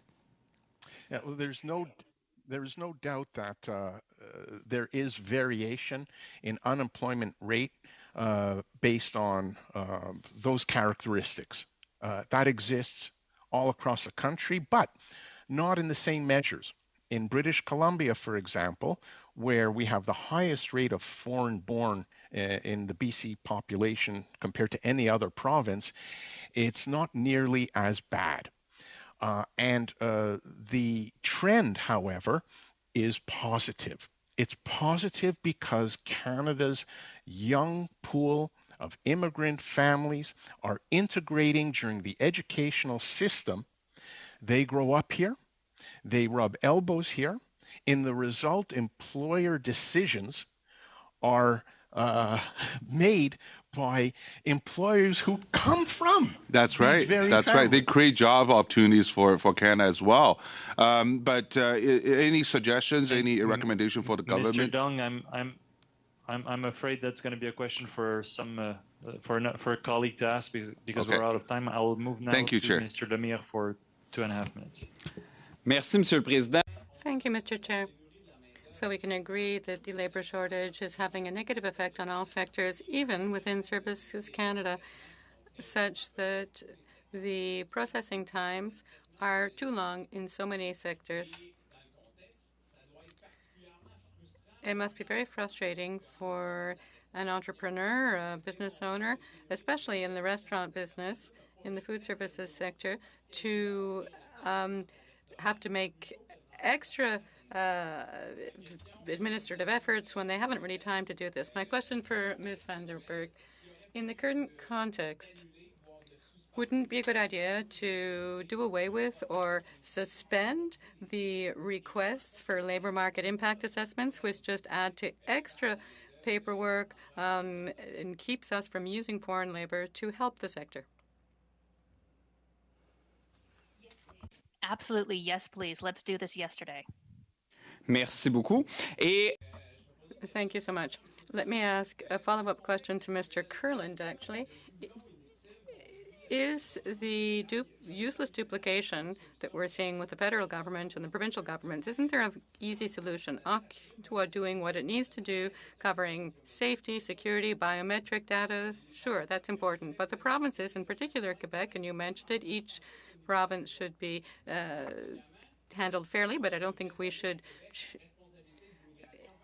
limit Quebec more particularly. Should we give Quebec the responsibility of managing its own labour, given that that's its own area of jurisdiction, manage its own immigration? This would allow for the regions getting the labour they need. Yes, indeed. I've been following this for over 3 decades. And Quebec has been a leader, if not the leader, in successful implementation and creation of immigration policy that benefits not just the Quebec region, but the spillover effects to neighboring regions. Other provinces like Alberta, British Columbia are next in line, and they respond to their immigration needs, labor needs, business needs as well. But here's the thing. Quebec, if it's doing it well, if not, I'd say perfectly well, why, oh, why are we layering, adding unnecessary levels of bureaucracy, wasting taxpayer dollars, slowing down processes, delaying business needs, which hurts competition? It doesn't make sense. And take a risk. Cut out labor market impact assessments if Quebec's already doing it. You don't want the whole pie? Take a little slice. Test it out for a year. Compare the results. And then make that educated decision to do away with labor market impact assessment when it comes to the Quebec region. It's already being done. So stop it, Ottawa, please. Et c'est d'autant plus choquant parce que 51 It's all the more frustrating given that so many immigrants are hoping to get into Quebec but are delayed by the federal paperwork. Thank you, Mr. Lemire. And now over to Mr. Massé for 2 minutes and 30 seconds. Thanks. I'll turn it over to Ms. Hearn and Mr. LaRoche to give comments with my previous question with regards to the Competition Bureau. Okay. Thank you. Yes, I was going to say in response to the comments that were made, so the 30% cut that you alluded is everywhere. It's Uber, Apple, Google. It's the usual commission for anything that goes on the platforms. Now, why we're more aggressive against platforms, we see this worldwide, it's because there's a feeling that their innovativeness has peaked. You know, and you look at the documents emanating from all the authorities, they all say, yeah, we love these firms in the 2000s, and now they're kind of no longer doing what they used to do. They're not the same firms. And the situation that you see, you were alluding to the fines and the size of the fines. I can tell you, for being close to people in practice everywhere, is the firms are essentially now dedicating the platforms massive resources to litigating just about anything they can litigate. It's very difficult for the enforcement authorities, not just our competition bureau. The European Commission is having a hard time itself, even if it can impose billions of dollars and billions of euros in fines. You mentioned in your remarks the problem of that there's so much market power amassed, and it enables the firms to raise prices. That's a general problem. Is we've been relatively lax, actually too lax in merger control over the past decades, and we have markets everywhere that are fairly concentrated. And when they're fairly concentrated, then firms don't have to talk. They don't have to sit in a restaurant and agree on their conduct. They just pick up the signals. There are only 2 or 3 other firms on the market. They can easily read what's going on, and then they stick at the same level. You know, when DoorDash comes on a market where Uber is there, they know how Uber works. They know what Uber charges. They just charge the same. Why should you bother? And it's very hard to fight this. None of the competition laws around the world has a good grip on this, but the immediate solutions are strengthen merger control and then this coordination amongst the firms. It's easier when the markets are concentrated, but it's still not automatic. So usually the firms have to do something, so exchange information, communicate, and you have to go after these practices. And for this as well, we need to have legislation that is fairly broad, that allows the Bureau to find the problems. Okay. I'm just going to allow Ms. Bednar to get in real quick, because I only have 2.5 minutes. Yeah. I really appreciate this intervention. And I know Ms. Hearn, but I'll go to Ms. Bednar because she had her hand up, if that's okay. And your time is almost out, so very brief answer, Madam Bednar, please. Of course, we're keeping our eyes on the time as well. This is why we're so excited about the potential to more comprehensively review the Competition Act. Again, there are pro-competitive policies that can take place outside of the Act. Earlier this week, you heard from one of our colleagues, Robin Chabon, and the Vivek report puts forward a different approach to looking at data-driven behaviors and then testing them against the Act. So Canada, again, has an opportunity to reform and refresh how we consider these behaviors independent or, concurrent to their effects on the market. But Denise, sneak in there if you have anything to round out. I just think this is beyond the Act. It needs to be a true all of government approach where individual agencies that are sector specific also need to take this seriously, as well as provincial remedies. Thank you. Merci beaucoup. Je passerai la parole à monsieur. Thank you very much. I now recognize Mr. Généreux. Thank you, Mr. Chair, and thank you to all our witnesses. Ms. Bendar and Hearn and Mr. Larouche, my questions are going to be for you. I think that what you're saying is of the highest interest, but I would like to have first, ladies, your definition of gatekeeper, given that this is a term that's used a great deal by someone I know well in our political party. I'd like to understand it better. You've mentioned gatekeepers at the private level, as well as gatekeepers within federal government bodies. So what exactly is that? Who are they? If you can pinpoint anyone or anything. Now, Mr. Larouche, it's as though the federal government has become such a big ship that it's impossible to turn it around on a dime, let alone a dime, even a loonie. So, over to you, ladies, first. Much for the question. I think when we're talking about gatekeeping, what we mean is that there is a company or a set of companies that may be operating as an oligopoly who have a dominant position in the market and that they're able to exercise that dominant market power to the detriment of other stakeholders, whether that be consumers, workers, or third-party suppliers and small businesses. And it's not a bad thing to be big. It's not a bad thing to be a large firm. What we are saying is problematic is when you have these very large firms that then are taking advantage of their market position and imposing terms, conditions, contract terms, tolls, et cetera, on markets such that, again, they're sort of acting as these de facto private regulators on markets. So whether that be charging high commission fees like the Apple, Google App Store, where, in the US, there was a big movement for the app developers to lower the commission fees, whether that be restricting things like right to repair at third-party repair shops, all of these different ways that the terms and conditions of markets are radically being affected because of the dominant power of the gatekeepers. But nobody has to are obligated to deal with those people or those businesses. I mean, it's a choice, no? Well, I think the definition of a monopolist or someone that has market power is that actually you as a consumer don't have any choice. And that's what we're, to give one example, personal example, recently Venmo, which is a product I use as a consumer, said that they were changing their contract terms with their user agreement with consumers. And they said, we're instituting mandatory arbitration clauses so that you can't join a class action lawsuit if you have an issue with us. And the only way that you could opt out of that is to mail them a written letter within 30 days. And they said that it also won't have any effect on future agreements that they do. And if they decide to change those terms in the future, the only way that you can opt out is to just stop using the platform altogether. These kind of quote unquote choices are not true choices. They are power asymmetries in markets, and increasingly consumers, workers, and small businesses don't have the option to go elsewhere because markets have concentrated to such a degree across different industries. Monsieur Larouche, le Canada comparé.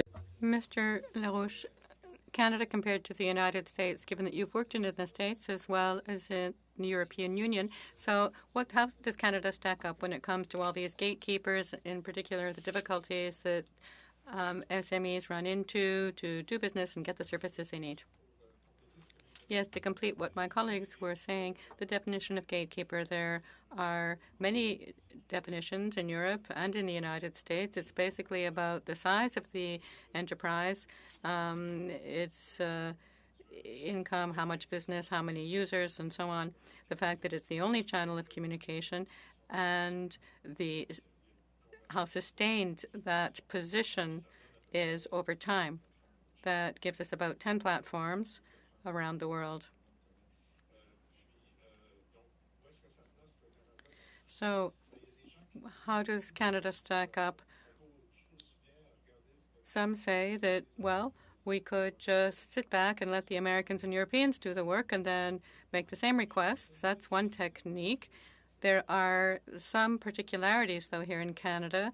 There are different types of small and medium-sized enterprises, different sections of the country, so it might be very worthwhile for us to get involved ourselves, of course, drawing on what's done elsewhere. What do you think of C11, then? The regulation of internet and so on.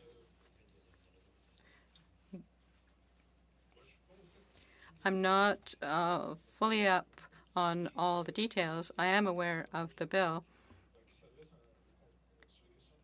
It is a bill speaking to the issue of Canadian content, and that, too, is a particularity of Canadian politics.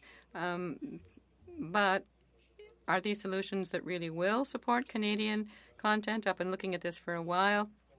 In the media, for example, much as the same thing is being done in Europe. It's very difficult to force platforms to carry specific content. Often you need to be funding them or forcing them to spend money to create content, but it's not the same thing. It doesn't necessarily mean that people will necessarily buy or watch that content. Good ideas, but it won't necessarily do as well as we could in the old style radio and television networks. Mr. Larouche.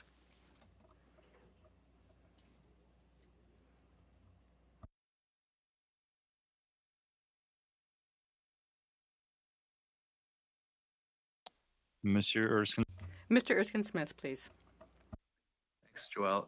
I want to start, Ms. Bednar and Ms. Hearn. You've identified, I'm glad you referenced the Amazon's toll road report, and it's not a problem unique to digital giants. I mean, obviously it's particularly acute in that circumstance, but you've also referenced the grocery store suppliers, and we obviously have an oligopoly in that sector here in Canada, and so suppliers have been squeezed. We've seen SMEs continually come to the government and with concerns about credit card transaction fees. Again, you have a small number of players in that system that are able to squeeze small businesses as a result. What's the solution here? So is it about caps on fees? Is it something more systemic? What should we be looking at from fixing the problem in front of us perspective? Well, I think to start, and a lot of this echoes again what you saw and heard from that Vivek report, and maybe some of what Robin touched on, looking at the behaviors themselves, right? When we think about the activity of self-preferencing that can harm competition, because in that ecosystem, in that marketplace, even if a product has a better price and is arguably of better quality, they will constantly be demoted in search in favor of a platform, again, the person owning, the firm owning or operating that, in favor of their products. Now, when the consumer doesn't even know that this is happening, right? One, we can start to think about how to interpret that behavior. Is it deceptive marketing? Do we have to label when self-preferencing is occurring? Do consumers deserve the ability to opt out?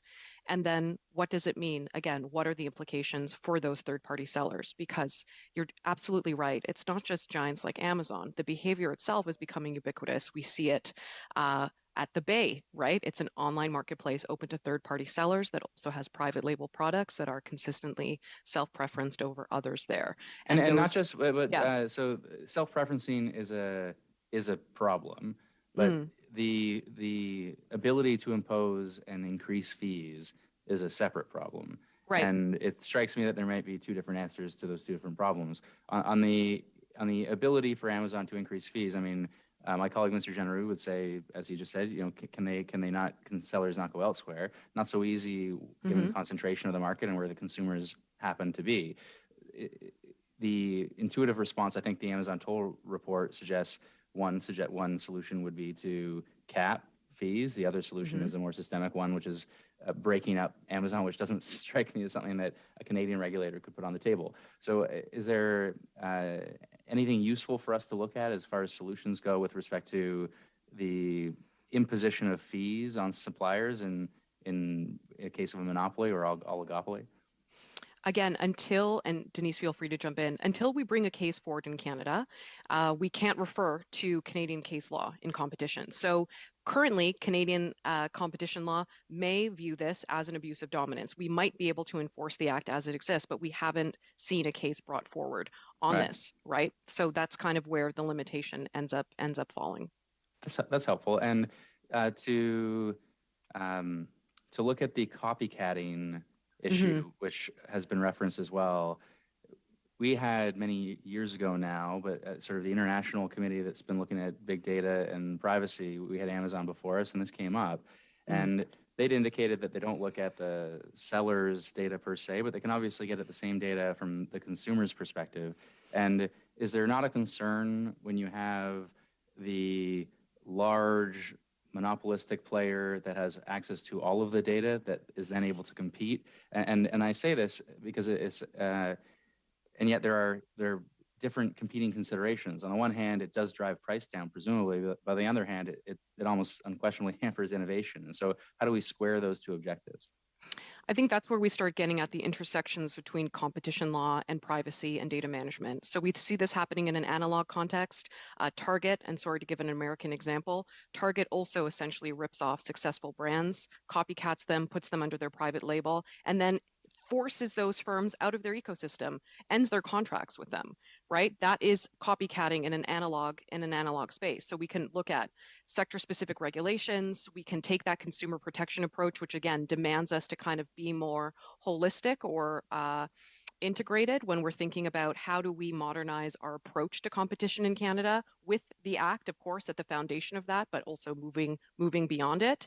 And what are the tools that we have at our disposal, right? At the core of copycatting is also an intellectual property consideration. So I'll round out that too long answer by saying that, you know, the bargain that third-party merchants are forced to kind of tick off in those terms and conditions may not even be explicit, that price of them competing in that marketplace is making themselves vulnerable to being ripped off and kicked out of that marketplace, because it's not just being replicated. Knockoffs have been part of history and commerce for all time.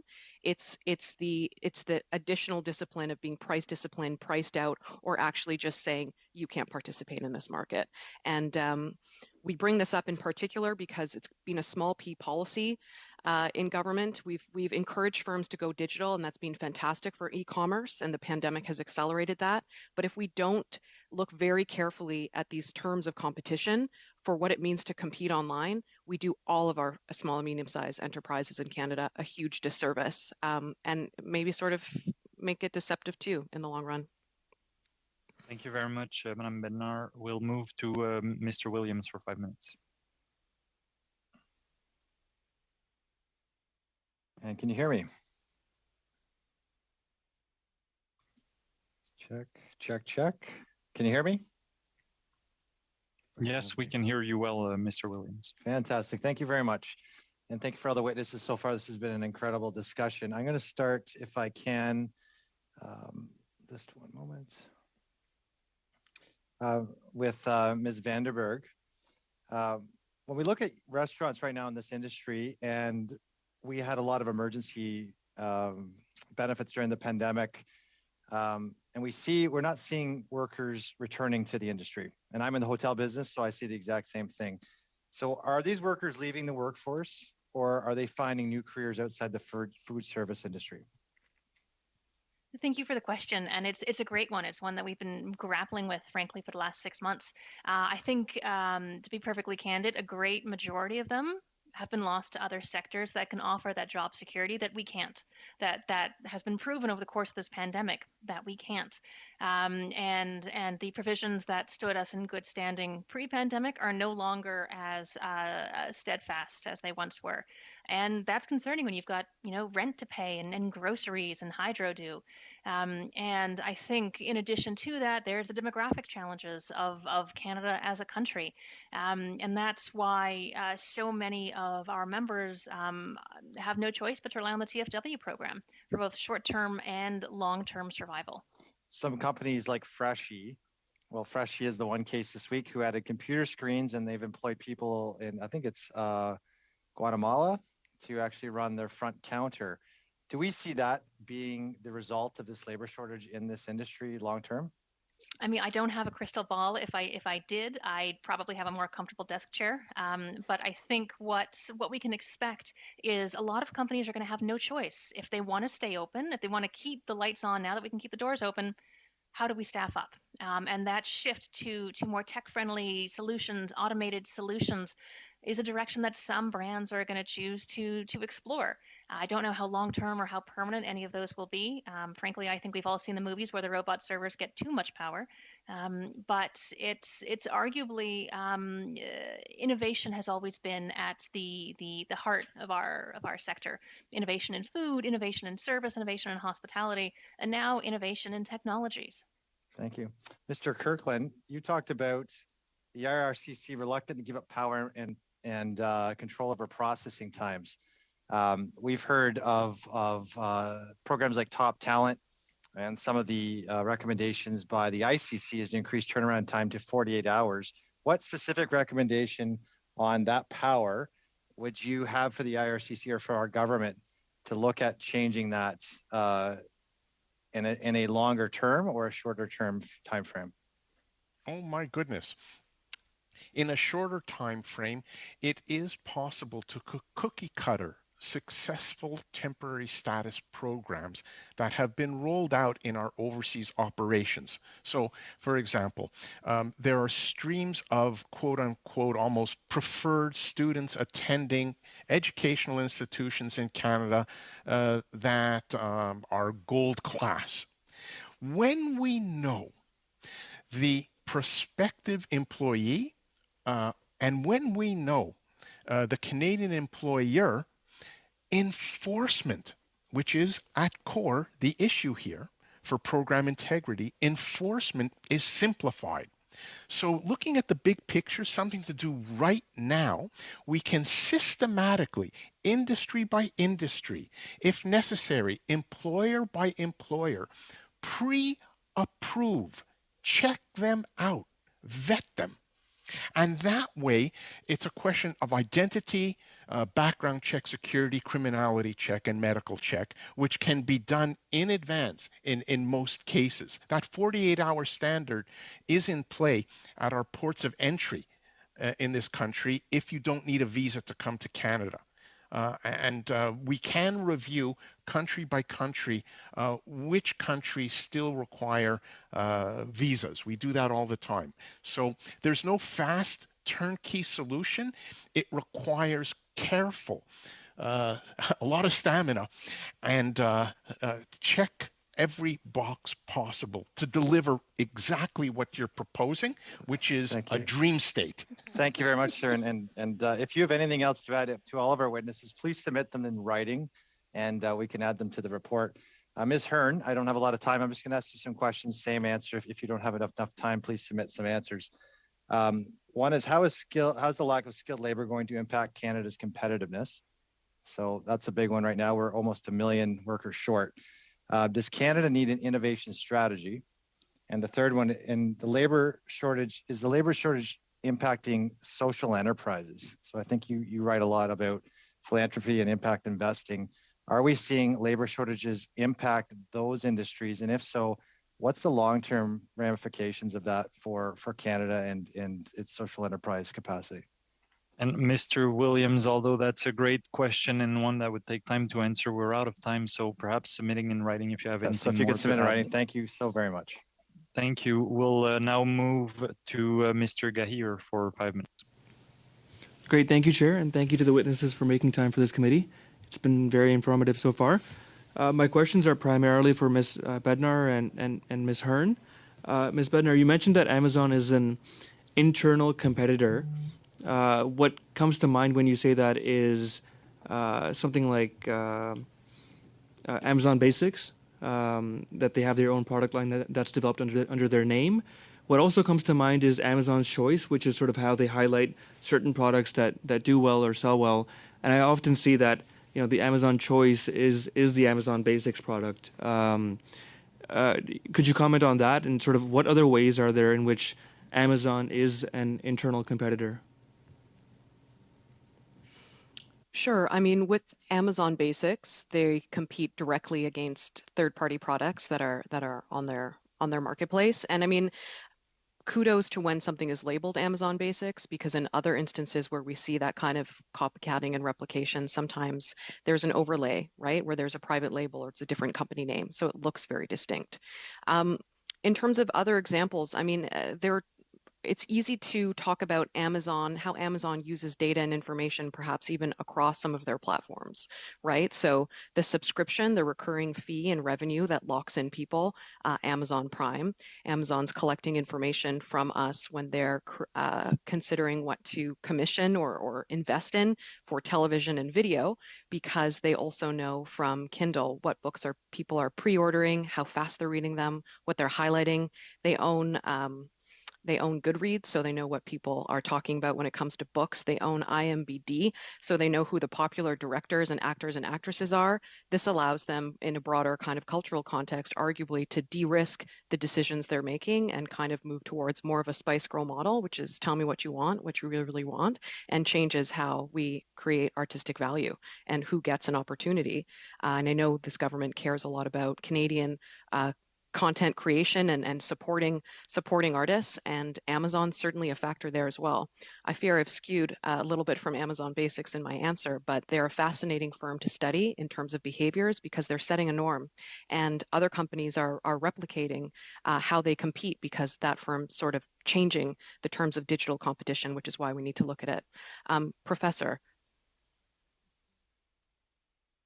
Oh yeah, I wanted to add, if I may, that the what is now attracting a lot of attention in Amazon is the so-called box that you see on the upper left corner with the recommendation, and there's also allegations and some evidence that merchants have to do fulfillment by Amazon to really come up high in the ranking in the box. So Amazon leverages its power on the platform to also get some extra commitment from the merchants, namely that the fulfillment will be done by Amazon as the price to pay to be high up in the box. That gives you the first choice, the click box as it is called. Great, thank you so much. My next question is open for Ms. Bednar or Ms. Hearn. So we know that Amazon is doing this. What about the alternatives? Wayfair comes to mind, Home Depot, Home Hardware.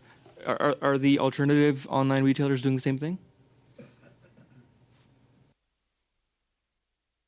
So in terms of replication, it may be. Again, this is why it's useful to think about the behavior itself and the implications for businesses and also for consumers.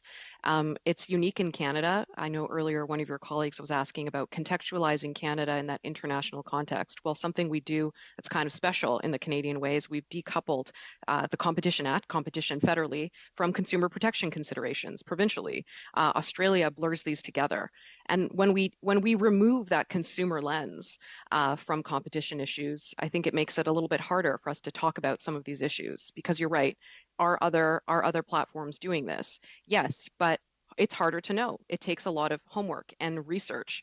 Small businesses might feel it, and they do. And the work that Denise has been doing in the US has illuminated that often these small independent businesses are afraid to speak out, to talk about these, not just the experience of being potentially copycatted, but all those other coercive contract terms that we mentioned in that kind of laundry list in our opening remarks, because they can be because of the ramifications to their business. I don't know, Denise, if you wanted to follow up there.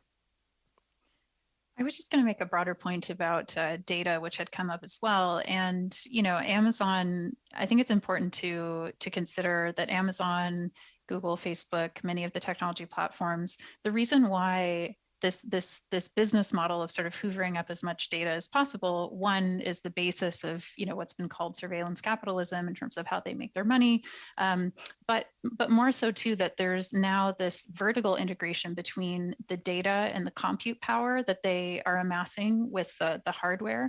Facebook has built one of the largest supercomputers in the world, and so so the scale of of the data that these companies have, I think is something that will have many ramifications in terms of the shape of markets in the future, and that is a really important question for regulators to be thinking about actively and considering. Great, thank you so much. Merci beaucoup. Merci, Monsieur Gaillard. Je passerai Thank you, Mr. Gaillard. We will now go to Mr. Lemire. Thank you, Mr. Chair. Professor Laroche, you have specified that our legislation is maladapted to small and medium-sized enterprises. That's what you said in your own words. Now, in Canada, there are larger businesses in general, whereas Quebec has a lot of small enterprises. And of course, in periods of crisis, the auto industry and even the oil and gas sector in Canada go for government money to shore them up. I don't think that's as available to Quebec small and medium-sized enterprises. Do you think that Canada would benefit from having, especially Quebec, benefit if our legislation focused more on small and SMEs? Yes, it's misadapted. It's not adapted, basically, to SMEs, inasmuch as the Canada Competition Act allows quite an open field to defend yourself. So the enterprises that are defending themselves generally manage to do so. And then, of course, we've got these small and medium-sized enterprises facing off with large platforms, and the Canadian Act doesn't give them much leeway to do much. And that's something that might be taken into account if we reform that legislation. And should that happen, we should look at what's going on in Europe and the United States. I'm sorry, Mr. Généreux, C18 is generally speaking in a good state. I didn't use the right legislation a little earlier in my answer. So we should look to do things differently. The Competition Act in its current form reflects the fact that Parliament tends to try to solve specific issues, whereas other countries tend to give more leeway to the competition body made up of experts. And if the Parliament wants small and medium-sized enterprises to be focused on, they just point that out to the body, and the body, does what's needed to do something professional. Or the government would simply need to point out what the problems are. So it would be important to reform the act, which is not in line with what's being done elsewhere, and the government is slow to do so. Is that the point? Yes. Thank you very much, Professor Larouche and Mr. Lemire. And we will now go to Mr. Massey for 2 minutes.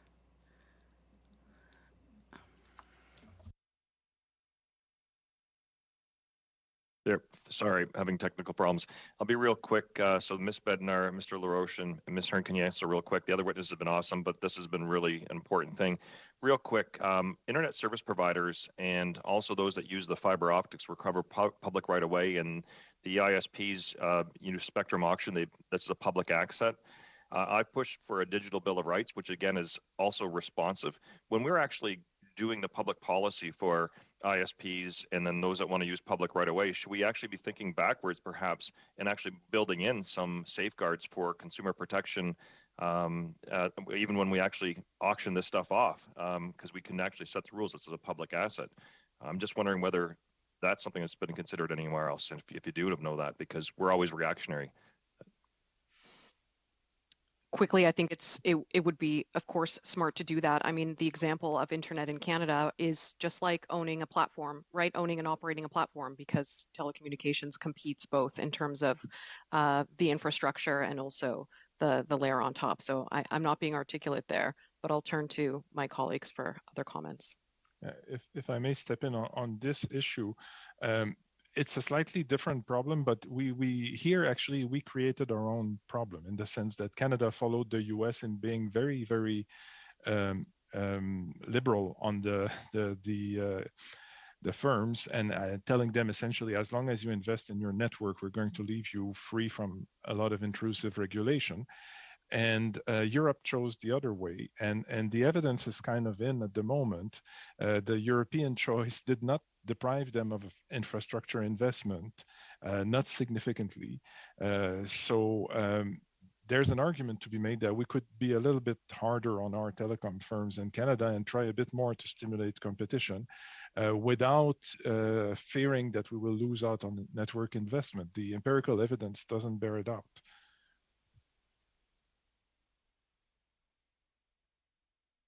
I would just also add that Canadians have consistently paid some of the highest rates in the world for, for telecommunication services, and that, there was a lot of discussion about this earlier this year with some of the wholesale providers trying to negotiate fairer rates, and the decisions that were made in that case, I think, were very unfortunate for Canadian innovation and for Canadian consumers going forward.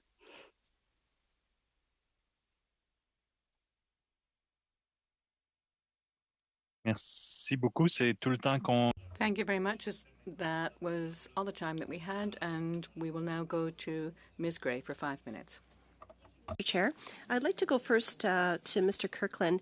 I wanted to ask you regarding the streamlining of skilled workers and with their international accreditation recognition. We know that there's a lot of skilled workers who are wanting to either come to Canada or here in Canada and wanting to work in their field.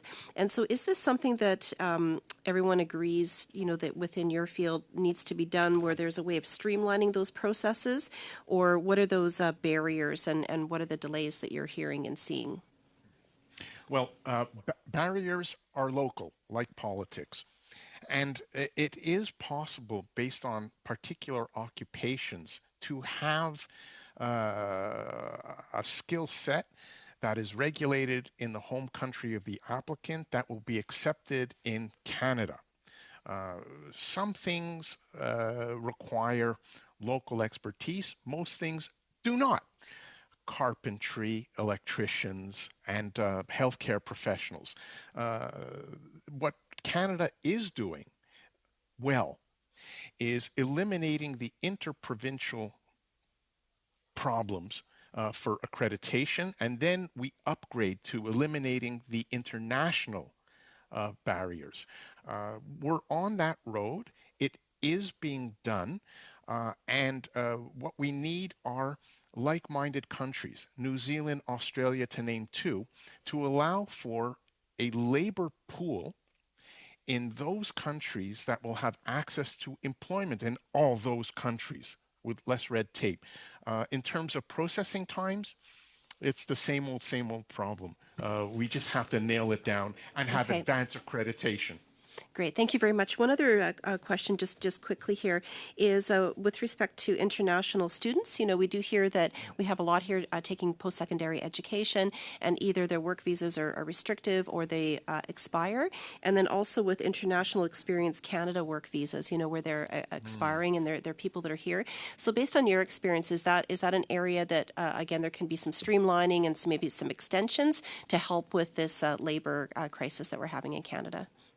Well, a COVID lesson is that we can do this. We had a minister that made the executive decision to engage mass extensions of status sent by email to particular individuals. And that's the way to do it. Why not do it? It's enforcement.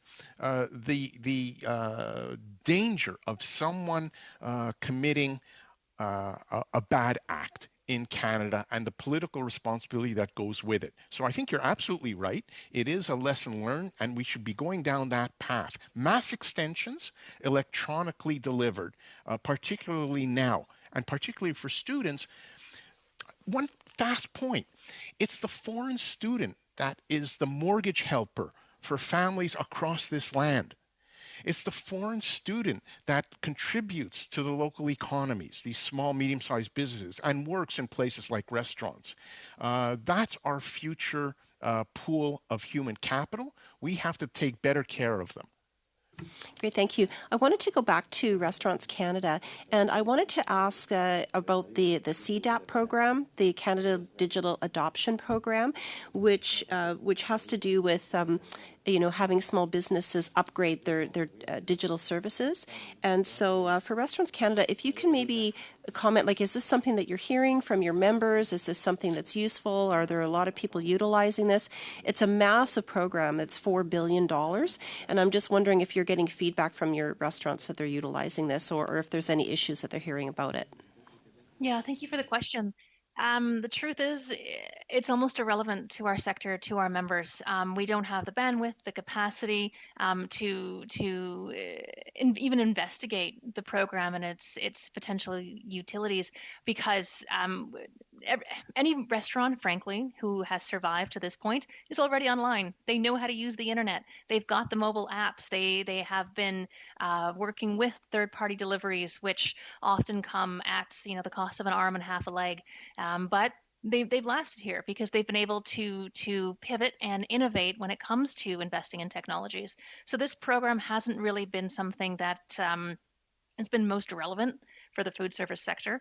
There are probably other smaller businesses, the really small up and coming ones who maybe were going to start opening up in March of 2020 and didn't have an online presence. Maybe that would be better suited for them. But the reality is most restaurant operators, they already knew their way around the internet. And thank you very much, Madam Gray. That's all the time we had. We'll go to Mr. Fillmore for our last round of questions for 5 minutes. Thank you, Chair, and thanks to all the witnesses today. Very much appreciate the testimony and time. I have been having a great time with this document. Thank you for this. This is the CCI's talent and skills strategy, and I hope that my fellow committee members will dive into it like I did. I really fell into it, like I needed some popcorn to go with this. So thank you for this important work. I think the big aha moment for me in it was this notion that talent creation instead of job creation is the watchword as we try to build and grow our innovation economy here in Canada. And that was one of those moments where you you change your thinking. So thank you for changing my thinking on this. I appreciate that very much. You acknowledge in it that government can't solve all the problems. For example, it's really clear that Canadian companies need to pay competitive wages to make things better, but we can do some things. And the onus is on us to do some of the things that you've suggested, I think. I note that this notion of piloting a high-tech visa, that's fascinating. I note this idea about recognizing foreign credentials at a better clip. That's fascinating. It involves work with all kinds of different organizations, the colleges of physicians and surgeons and others to make that work better. More co-op placements, that's really good. But the thing that I want to land on, and the questions are for Ms. Bednar and Ms. Hearn, is around the digital nomad strategy. And I want to get to you, but to paint the picture for my colleagues, I have a friend who is a startup founder. She lives with her laptop in UK, and she goes to Spain and travels with her laptop and does all kinds of things. Well, about a month ago, she got back to UK to continue working in her Airbnb to start her company. And she was stopped by England's border services saying, well, what are you doing working here? You don't have a visa. We don't know that you're going to leave. Canada is not alone in having an outmoded immigration system to allow for the digital nomads. I wonder if you could talk to us a little bit about what a digital nomad strategy would be in Canada. Well, I note that Dana O'Bourne, the Vice President of Strategy and Advocacy for the CCI, wasn't able to connect tech-wise, so she'll be back to this committee. Don't want to speak for her or them, but I'll very quickly say, that both Denise and I support policies that help support worker mobility, right? We've seen provincially the recent banning of non-competes in Ontario. This would be a pro-competitive policy if Canada were able to continue to demonstrate some leadership, more leadership on this, creativity. We heard about creativity and innovation earlier from Richard. absolutely an example of a pro-competitive policy intervention that is healthy and good for Canada, and again falls outside of the Competition Act, which is why once again we'd point to that opportunity and that need for an all-of-government approach that takes the pressure off one ministry and shares it across orders of government and across government to keep that competition lens front and center no matter what. Thank you so much. Okay, anything from Ms. Hearn? I'm not an immigration expert, but the only thing I would add is just that we've seen some promising starts with the province, recognizing, red seal trades and allowing for greater mobility across the country. And we think that these are really promising in terms of expanding the ability for workers to move. As Vass has mentioned, we think that there's increased opportunity to look at other trades this way and to perhaps, limit the sort of difficulty of occupational licensing, especially provincially, cross-provincial. So that's all that I would add. Thank you. Okay, all right. Well, I'll switch then to your area of expertise, which you called them gatekeepers, and you have your own definition, which I appreciate is very different from another current one. We have increasingly very large companies with monopolies that you've discussed that are making historic profits, that are more and more wiping out smaller competitors, smaller companies. What specifically what would you like to tell this committee about what government can do to help that situation?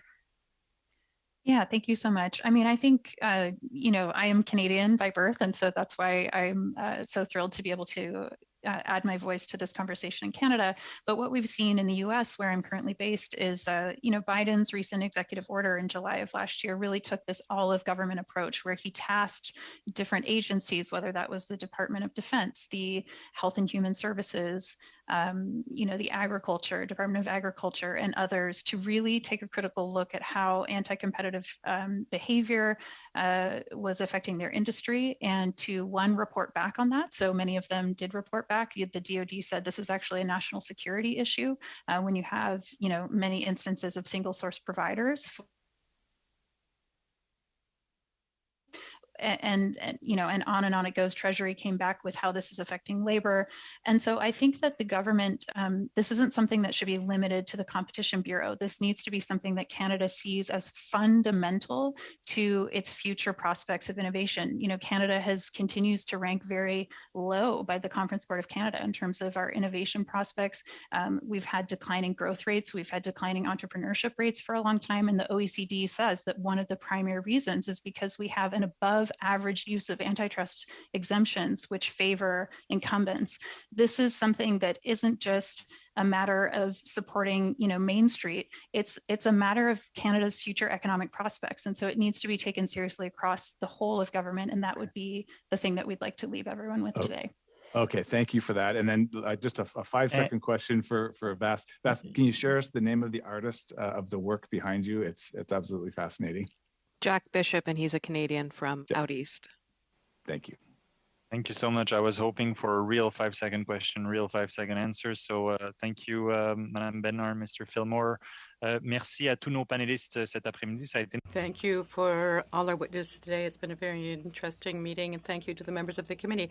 Thank you all for having spent time with us. I'm thanking you for all the members of the committee. I also want to thank all our colleagues who support us, the technicians, analysts, interpreters, and clerk. Have a good weekend, everyone. Thank you all.